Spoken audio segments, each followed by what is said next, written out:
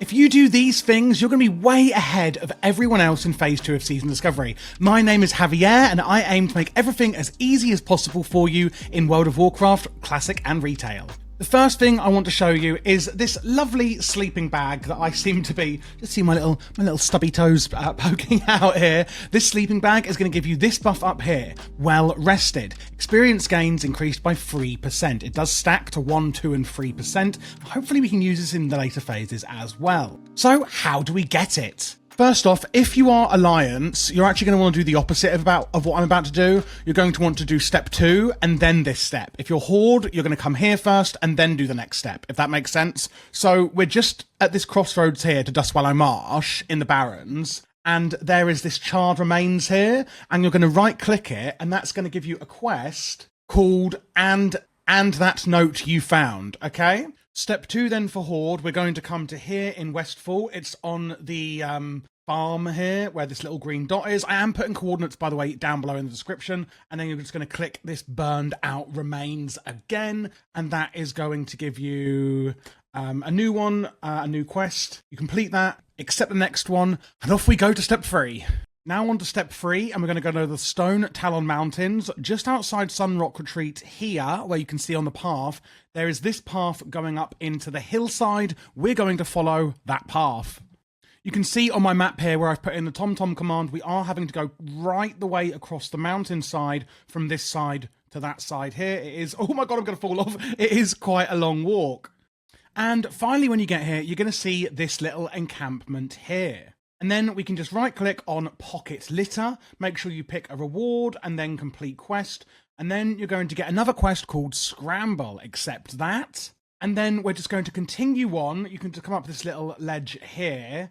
At least I hope you can, because otherwise my guide will be completely wrong. Yes, and then you're going to jump down here where all these people are hanging out. It's a bit of a dangerous task, this one. And then you can see here, there is a beautiful mound of dirt. And then again, what you're going to notice is that we can get free student fodder. And again, just choose the reward you want. That's going to give you another quest called a wet job. That's right. That's what we're getting, baby. For the next step, wasn't too bad for Horde. You need to come to here on the Stone Wrought Dam in the Lock. If you're wondering how to get here as Horde, what I done was I flew from the Undercity to Taran Mill, went down through into the Arathi Highlands, walked down into the wetlands, and then walked down through Dun Algaz, and then just walked over. This is obviously Alliance territory, but it's actually not a problem.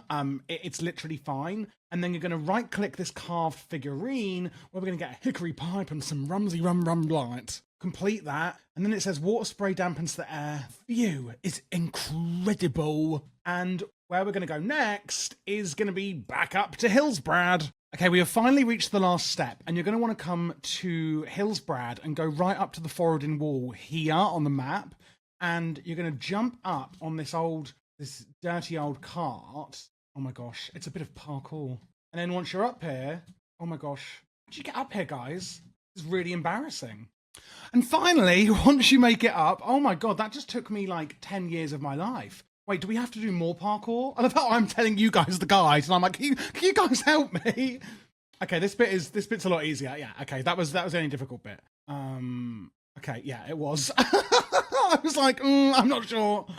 And then outside, if you come through the room, you can see this messenger bag here. Right click on that, complete that quest, and then accept the new one. And you can see there's a hastily rolled up satchel on the floor. And then if you right click that, you're going to get some more student fodder and a cozy sleeping bag. Oh my goodness, what a journey that was. And then what you can do is you can unfurl it, and we're going to sleep in it. And this stacks up to 3 times, I believe, the XP boost. So every time you use it, you get a 1% XP boost. You can see this is my sleeping bag, and then I just walk up to it, and I'm asleep. And then you sleep in it for a minute, and you'll get a 1% XP boost buff. And then you do it 2 more times to eventually get a 3% buff. And then this student fodder in the inventory, I'm pretty sure this gives you this just gives you a ton of rested XP, as in like it adds it to your experience bar as if you had been in a rested area for like multiple hours. So it is really worth it. And I'm assuming that we're going to actually be able to use this after level 40, going up to level 50 and 60 as well. I mean, I'm assuming. I don't know if that, obviously I don't know, it's phase 2, but we will see. Now that we've got our sleeping bag, we don't want to be walking around and, well, living in our sleeping bag. So let's have a look at what mounts we're going to get at level 40. First up is going to be humans, which you can get here at the East Vale logging camp from Katie Hunter, the horse breeder. And over here, Randall Hunter is the riding trainer.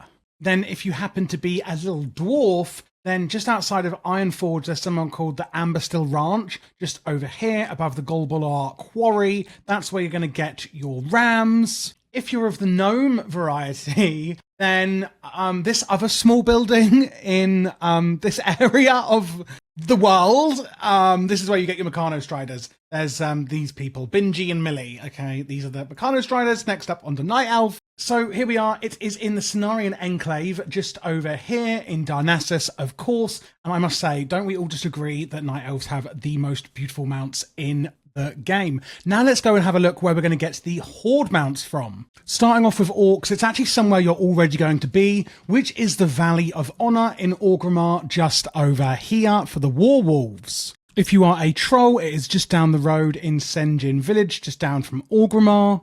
If you're Tauren, then it's going to be over here with Harb Clawhoof at Bloodhoof Village. And of course, lastly, at the quaint village of Brill, where everybody's dead, is where you will find the Forsaken merchants from these bona fide people here in the stables. Another thing that you should do as soon as you're 40 is come all the way down to the Gurubashi Arena in Stranglethorn Vale. Now, of course, this is because of the Blood Moon PvP event, which is at every 3 hours at 12, 3, 6, 9, and 12 for 30 minutes. The free-for-all event, meaning you have to kill Alliance and Horde players alike, and when you do, you're going to get coins. Well, you're going to get a stack of this blood buff, and what you can do is you can go to little red flags that will be all over the map, and these are the altars of the Bloodlower, and then you're going to get coins that you can trade in here at the Gurubashi Arena. Mazin is that? I can't even see it.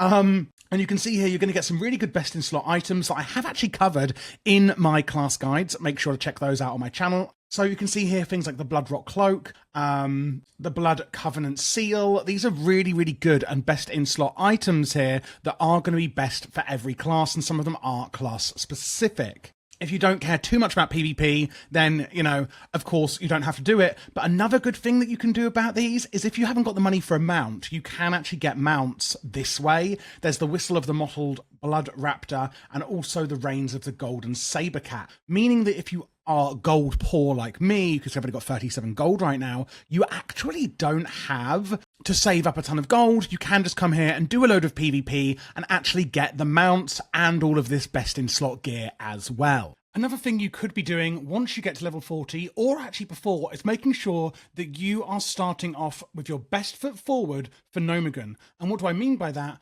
Well, making sure that you've done things like the dungeon quests that are just going to give you easy rewards, and also leveling your professions. Like you can see here on this list, Scarlet Monastery has a ton of really great weapon rewards just from doing the quests. The same is for Maraudon, Alderman, Zul'Farrak, if we can really do these. Gnomegan itself even has some quest rewards. Again, can we even actually get these? I don't know. But these are going to be really good. For class rewards as well, there's a few. Don't forget to get your wands if you are a mage. There's the Mage's Wand quest. And of course, I don't think Paladins are going to forget this because it saves them so much money. But if you didn't know, you can get a free warhorse by doing the Tome of Nobility as a Paladin. I know some of you are probably going to say, oh, everyone knows this, but remember, guys, there are actually new people to WoW, and Season of Discovery may be their first venture into the world of Azeroth. There's also the Air Totem for Shamans, and of course, Warlocks, similar to Paladins, also get a mount as well. You don't need to pay like everybody else. There are also some amazing new profession items like the Rad Resistant Scale Hood, Neurolinked Arcanofilament Monocle, and Reflective True Silver Brain Cage, things like that from professions. Now, these epic items are going to come with their own complete quest chain, and this is something you should be doing as soon as you get level 40, because they are generally best in slot for every class. Now, unfortunately, Unfortunately, we don't actually know the quest chain available yet, so I am going to be making a separate guide for that. Make sure you click subscribe, so once we know all the details, I can make sure that I get you on your merry way. If you guys did enjoy this guide, please do click subscribe below, and you can also join our Discord, where we are now recruiting for Gnomegan raids if you're in EU, and we also have a lot of people who are very knowledgeable in SOD who can help you if you have any questions, etc.